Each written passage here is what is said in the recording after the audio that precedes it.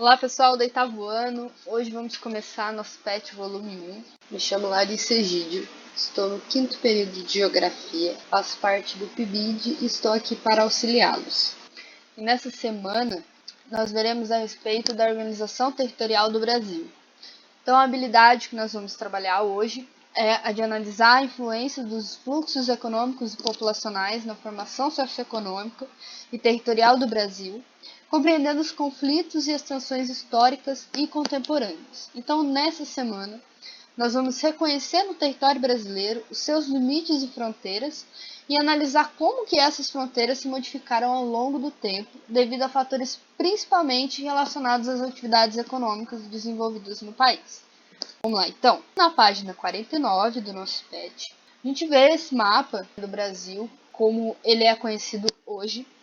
Porém, o território brasileiro, ele passou por diversas transformações ao longo da sua história. Antes da chegada dos portugueses, o território era totalmente diferente, né? Ele já estava sendo ocupado por outras populações, por diferentes povos indígenas, diferentes troncos linguísticos, e não havia essa divisão territorial que nós conhecemos hoje, não havia limites entre um espaço e outro.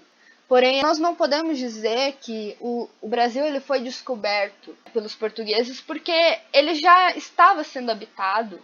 E também, em 1494, a gente tem o Tratado de Tordesilhas. Antes mesmo da chegada deles, já se tinha conhecimento desse território.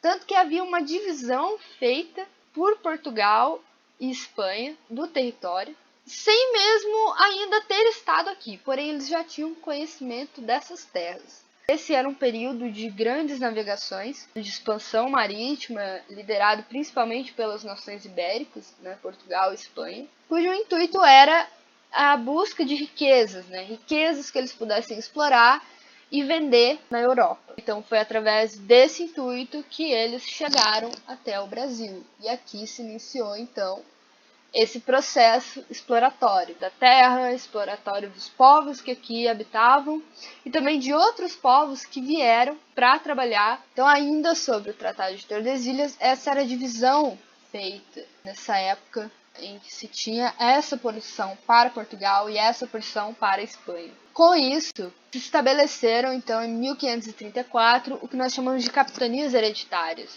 Foi uma divisão do território com o intuito de facilitar a administração. Ela ficava na mão de um homem, que era chamado de donatário, e que tinham o objetivo de fazer prosperar esses espaços que foram delimitados para eles. Porém, era muito difícil, né, devido à distância até Portugal e também diversos conflitos indígenas que haviam ali com esses portugueses que se estabeleceram ali, que eles eram vistos como invasores e por isso haviam essas disputas entre os povos que já estavam ali.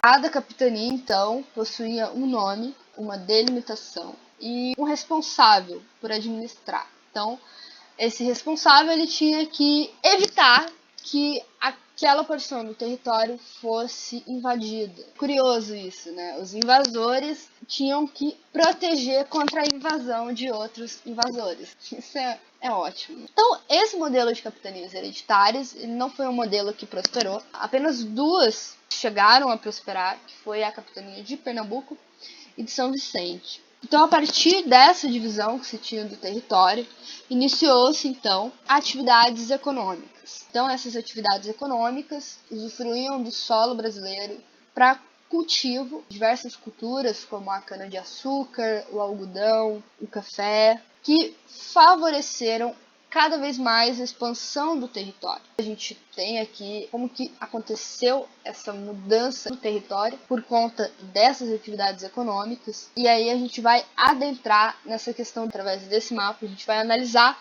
como que aconteceu. Então, no início da ocupação portuguesa pelo litoral, que foi por onde eles chegaram, ainda não haviam encontrado as riquezas metálicas, que eram os metais valiosos e as pedras preciosas. Então, eles se dedicaram inicialmente à extração do pau-brasil, isso no século XVI.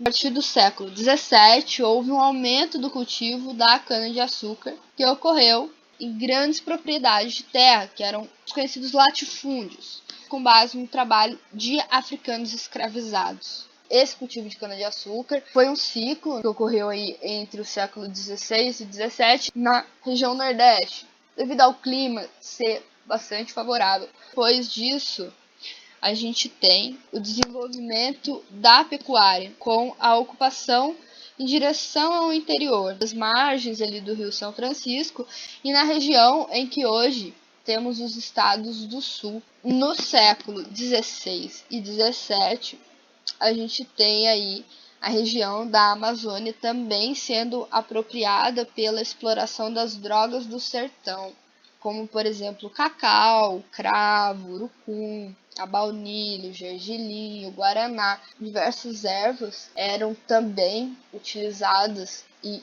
voltadas para a exportação. Quem tinha o domínio desse conhecimento eram os povos indígenas. Então, através desse conhecimento territorial, que se foi abrindo os caminhos, expandindo essas fronteiras, e também a exploração do ouro permitiu que uma maior ligação entre as vilas e cidades fosse tornando um território um pouco mais integrado, devido à atividade dos tropeiros, os viajantes que estabeleciam aí as rotas comerciais. Então a gente tem o ciclo da mineração do ouro ocorrendo aqui na região sudeste, também temos uma parte aqui na região centro-oeste. Então, no fim do século XVIII, a gente tem o ciclo da mineração entrando em declínio e o cultivo de algodão, que acontecia em Pernambuco, na Bahia, em São Paulo, também no Ceará, predominando aí. Então isso foi aí do século XVIII a XIX, mais ou menos. Depois disso vem o cultivo do café, passou a se expandir principalmente nos solos férteis do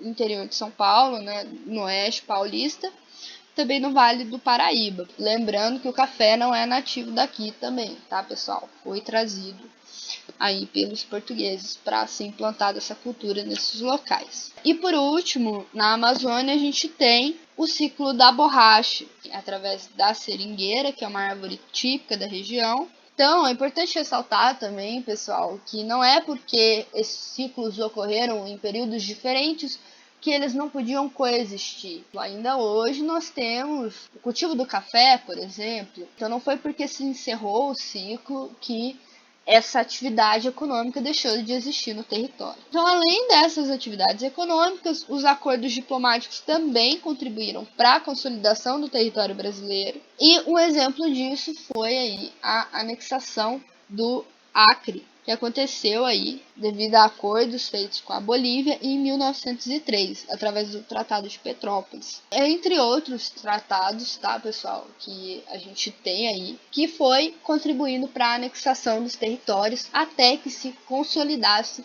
essa formação que nós conhecemos hoje. Então, hoje nós temos o Brasil como um país de dimensões continentais. Então, devido à sua grande extensão latitudinal, o Brasil ele apresenta uma grande biodiversidade natural e, além dessas diversidades naturais, também conta com realidades sociais, culturais e econômicas bastante contrastantes. Ele ocupa boa parte da porção sul do continente americano, segundo as estatísticas do Instituto Brasileiro de Geografia e Estatística, e o seu território ele possui aí 8.515.759.090 km² de extensão, com 26 estados e um distrito federal.